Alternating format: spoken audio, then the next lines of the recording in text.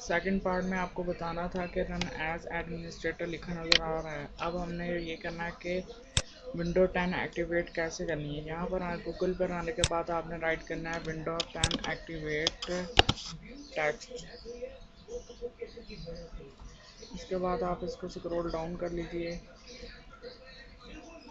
यहाँ पर हम क्लिक कर लेते हैं। इस सारे को आपने कंट्रोल ए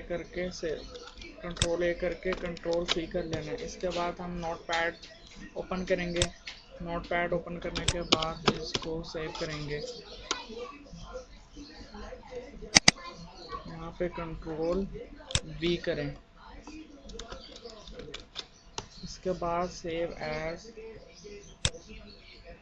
यहाँ पर हम लिखेंगे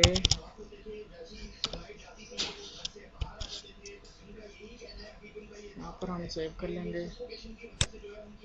इसके बाद ऐसा लिखा नज़र आएगा, इसको ओपन कर लेंगे। ओपन करने के बाद एक्टिवेटिंग योर विंडोज, थोड़ी देर बाद यहाँ से वो जो मैसेज पिछली वीडियो हमारे शो हो रहा है वो ख़त्म हो जाएगा।